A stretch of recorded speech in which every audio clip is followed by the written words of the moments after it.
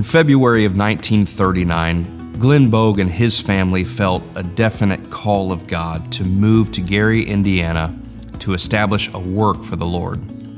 Upon his arrival on the 21st day of that month, he found a small group of people of like faith that he organized, becoming the founding pastor of what would originally be known as the Pentecostal Tabernacle.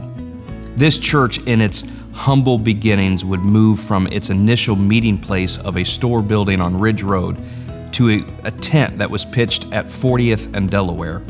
In time, after seeing the results of great revival, it was the community that asked them to build a church in that very neighborhood. And at 3950 East Delaware, they built a basement church and finally had a permanent place to call home. The Pentecostal Tabernacle would later take on the official name of Gary Apostolic Church.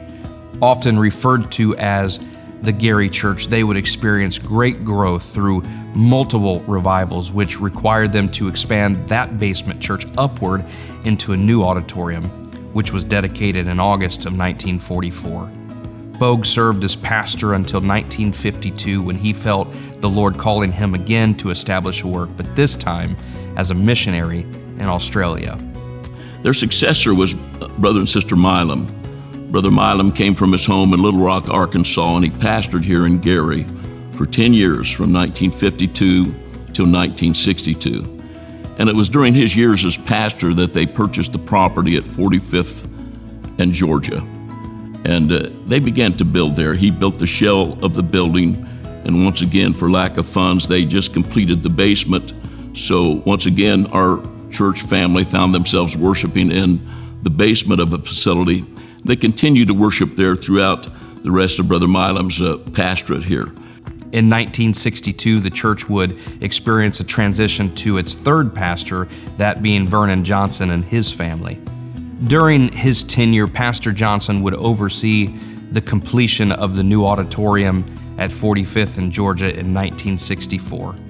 Pastor Johnson would be responsible for another significant change in our church's history, renaming the church to the First United Pentecostal Church from Gary Apostolic Church. The Johnsons served until 1975, when they also would go on the mission field, relocating to Sweden. Their successors were Brother Gordon Mallory and his precious wife, Afton, and their sons. The Mallorys had been missionaries to the Philippines for several years by the time they came here, and their stay here was a brief season actually between their missionary years. And though their stay here was brief, they nonetheless made a great impression and had a tremendous, lasting impact upon our church. For Brother Mallory, he was just a great preacher, and he had a delightful personality, as did his wife. They left Gary in late 1976 and got involved in family ministries for a while, but shortly thereafter, they returned to Philippines, and there in the Philippines, they just had explosive growth. In 1976, the church would elect Robert and Diane Stroup, who would become the longest tenured pastor in its history. An exemplary Bible teacher, the church would grow in knowledge and attendance under the Stroups. After just a few short years into their pastorate, the church again needed a larger facility. This would lead them to acquire the property and build the building our church is currently hosted in today, right here at 1640 West 93rd Avenue in Maryville, Indiana. In 2003, at the completion of a remodel project of the church, Pastor Stroup felt the need to once again make an adjustment as to how the church would be known in the community.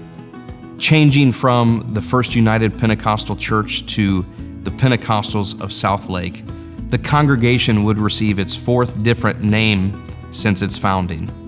The Stroups would lead with class and integrity for a total of 45 years.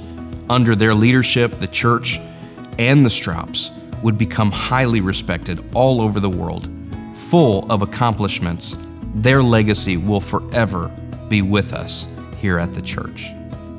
We retired after 45 years of pastoring here in Northwest Indiana in October of 2021. And we were succeeded by our youth pastor, who had been our youth pastor for 12 years. We were succeeded by Brother Mark Smith, who, along with his wife Emily and their wonderful children, Jude and Grant and Lila, and now the one that's on the way, they have just done a tremendous job. He's a great leader, hard worker, great organizer, a real visionary. And he's blessed us spiritually in that he's a great preacher, but then he's also made many wonderful, needed improvements to our facility. And you know, I've been blessed to know all of the previous pastors. I knew them well. The Bogues, the Milams, the Johnsons, the Malorys, all wonderful, good people, but none better than Mark and Emily Smith, and we are so blessed to have them as our pastor and wife. This church, throughout its history, has served greatly in many capacities. As a mother church with many of the area churches branching out of this local assembly, it has a heart for missions and has aided the establishment of countless ministries all over the world. It's always been community-minded as well, helping to serve the needs of people locally, as well as share the life-changing gospel message of Jesus. Those are all things that will not change. But today, we're announcing another exciting chapter in the history of this great church. In Exodus 25, the Lord instructs Moses to lead the people into a building project of sorts. He says in verse 8, "And let them make me a sanctuary, that I may dwell among them." From the beginning, the Lord desired of the people to construct a place where His Spirit could reside with them. I love that He called that place in Exodus a sanctuary. When we think of what God has called His church to be, it's just that, a sanctuary, a sacred place of consecration, a place of refuge and protection, a place of healing and restoration. That's what a sanctuary is. And God desires for His church, through love, to be that place for people from every walk of life. The church is for all life, every age, every race and culture, regardless of one's socioeconomic status. Whosoever will, let them come freely. God's church is for everyone, and so today, as we look forward into our calling, we will once again update what we are known as in the community. I recently read that although Pentecostal churches are the fastest growing churches in the world, that people nevertheless seem to avoid attending churches that have Pentecostal in their name. They apparently like the Pentecostal experience and Pentecostal worship and what they feel when they come to a Pentecostal church, and yet the name Pentecostal seems to somehow frighten them or something. So many apostolic Pentecostal churches are changing their names so that the word Pentecostal is no longer in their name, even though they continue to have Pentecostal worship, Pentecostal doctrine, Pentecostal lifestyle. Down through the years, our church has gone by several different names: Pentecostal Tabernacle, Gary Apostolic Church, First United Pentecostal Church, Pentecostals of South Lake. We've had several different names, but only one message. Moving forward, the Pentecostals of South Lake will now be known as Life Sanctuary.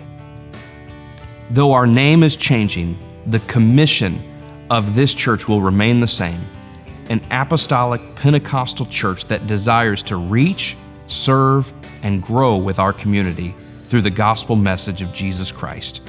We pray that you'll come and experience life with us here at Life Sanctuary. Although the church's name has changed from time to time down through the years, the message has always been the same, and that has never and will never change. For we are and will forever be an apostolic Pentecostal church. It's the same church. It's the same church. We're the same church. We're the same church. We're the same church. We're the same church. It's the same church. Nós somos a mesma igreja. It's the same church. It's the same church. It's the same church. It's the same church. It's the same church. It's the same church.